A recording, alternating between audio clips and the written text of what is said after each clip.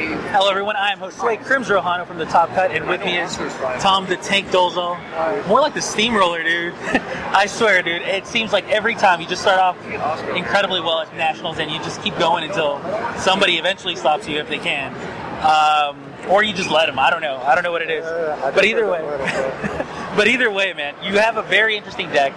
I know I've been playtesting against it a little bit. I know my friends have been playtesting against it a little bit.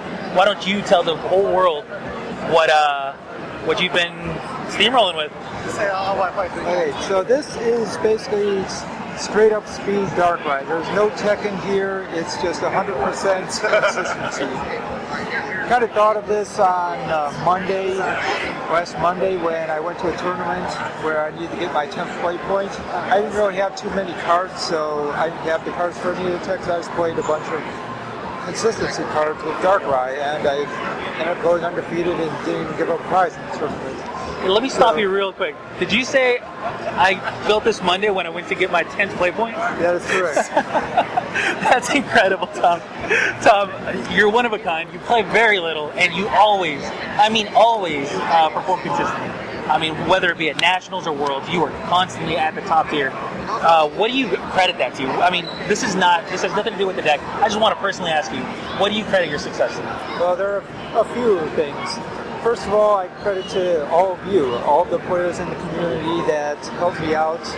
Your show is excellent. I actually have watched every single episode of your show. I don't actually watch it live because you guys are unfortunately on pretty much when I go to sleep, so I always watch the rerun episodes. But it's very good. Your show and all the other players, my friends in the game, they help me in playtesting and generating ideas to help me excel for the gamers. Second thing is consistency, both mainly in building decks. I don't build heavily checked out decks. I build straight consistency decks. This might come back to bite me with I play, say, Bio-Blue Vanilla game in the top 32 or something like that, if I make cut. But consistency allows you to just not lose those games based on bad hands that you normally would. You kind of expect your deck to perform a certain way. Yes. The consistency cards, which we're about to see here, are going to make your deck flow pretty similarly every time. Yep. And, I mean, obviously, I don't want to put words in your mouth, but you're a great player, and that shows with your record. And you choose to rely on the consistency cards, and you say, look, I know what I'm going to be able to do. I know what options I'm going to have. I'm going to see if I can use those options to be able to beat my opponents, to be able to outplay my opponents throughout the game. Correct. That is correct. So here we go. You have 4 Darkrai EX and 2 Smeargle. That's it. 6 Pokemon. How many times do you mulligan, first of all? Because that's pretty ridiculous, dude. In testing, I mulligan pretty much multiple times every game, but in this tournament, I haven't really mulliganed that much. I think like 2 or 3 rounds, once or twice at the most per round. So it hasn't really been too big of an issue. And even in testing, if you give them a couple extra cards, it's not that big of an issue because they'll just, most people will have either a Juniper or a Pond. They're opening 7 cards, and either they're discarding extra cards with Juniper or shuffling more cards back into Pond. So and if they don't, and they have a random receiver, then they're just really lucky, and there's nothing you can do about that. But yeah, you're absolutely right about that. So you use those 2 Smeargles, you use the 4 Darkrai EX, no other attacker. Does that hurt you at all?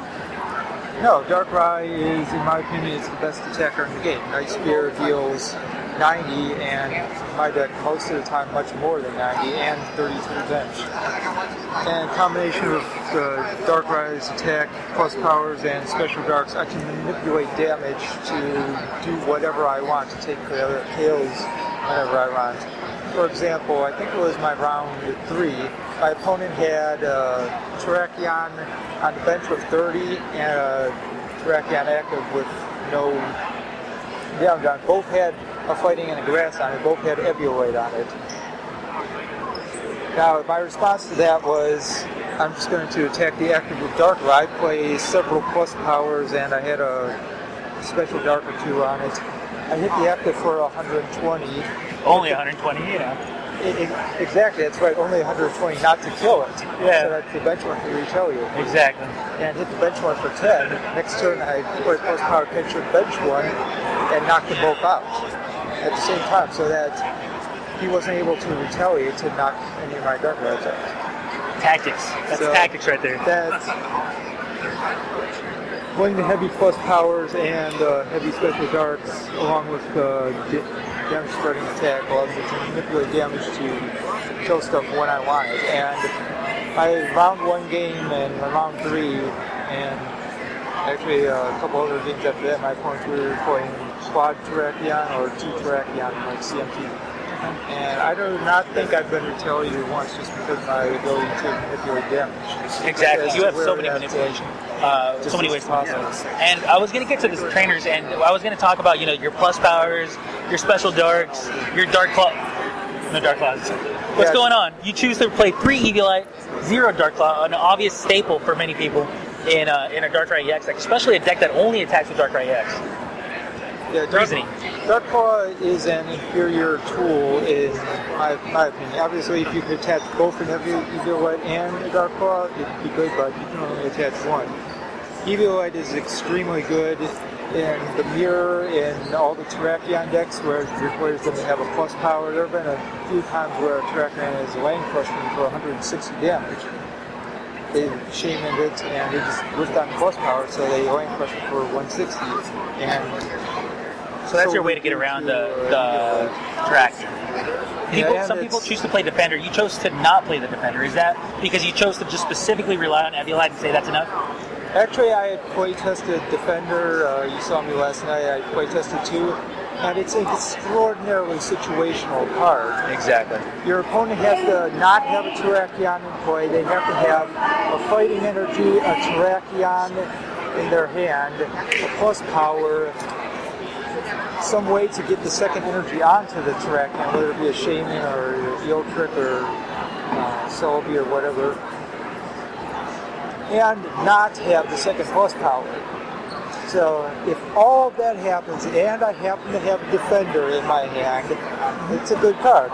It'll, as I say, my Darkrai. But situational, not consistent. Situational. And you want consistency. Not consistent. So instead, you choose to play 4 Juniper, 4 Professor Oak's New Theory, 4 Random Receiver. That's technically 12 supporters, 12 great supporters, because you're never going to be drawing anything less than 6 cards, 6 new cards with your supporter line. Yep. So that's 12 supporters. It's more than enough. You play your 2 Smeargles, which also help you, portrait your way into more supporters, to hopefully more draw. In most cases, you only want to play down 1 Smeargle, because that forces your opponent to kill 3 Darkrai instead of being able to kill 2 Smeargle. Exactly. The only time I played down Smeargle was round 3, where I had a perfect hand where if I played down the Smeargle and switched into it, I had a very good chance of getting a turn 1 Night Spear, which actually, because of that portrait, I was able to get the turn 1 Night Spear. So you have 3 switch, 4 Dark Patch.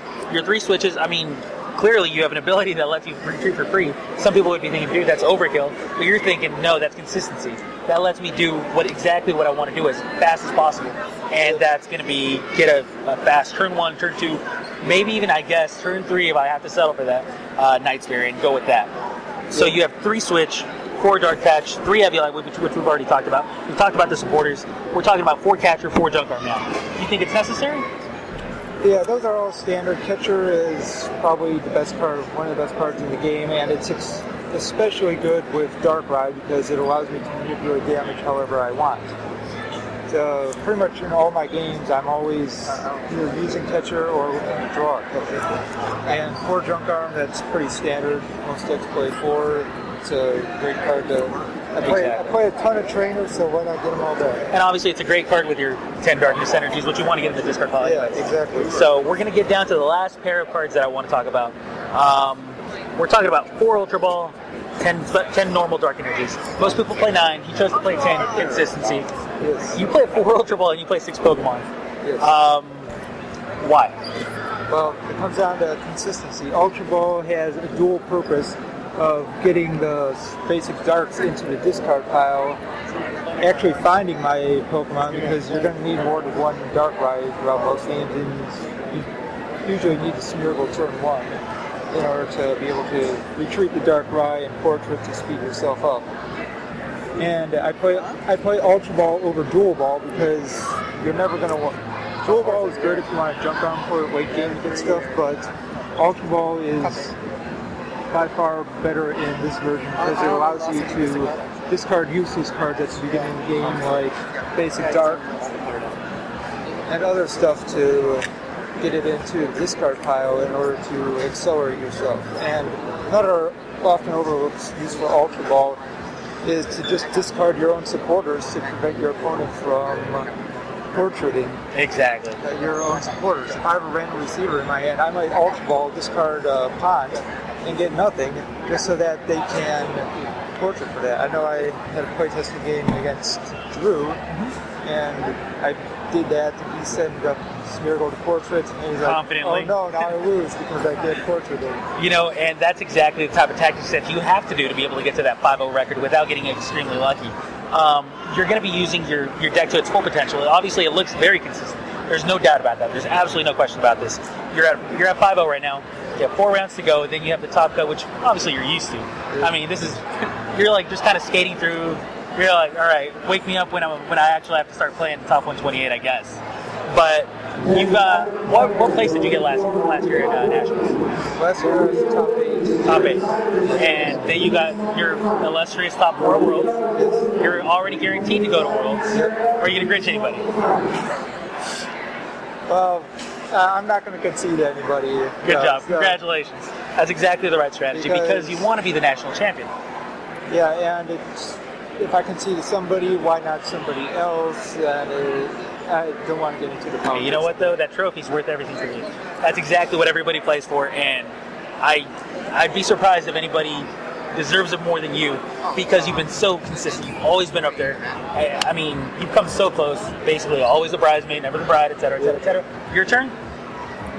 Hopefully. My main problem is that when I get to the really high, like top 8, top 4, top 2 rounds, I get really nervous and basically my mind just blanks.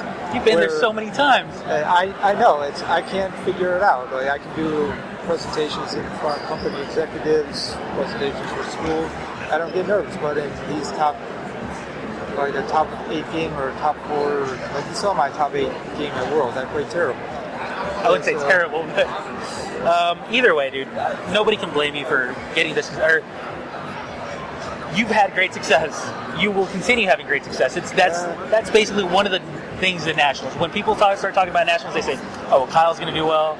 Tom's going to obviously do incredibly well. Tom's guaranteed top 4. So it's basically a top 3 from here on out. And you know what? I'd be surprised if that trend doesn't continue. And if you need a neck massage, brain massage or anything like that, get the nerves out of the way, you let me know.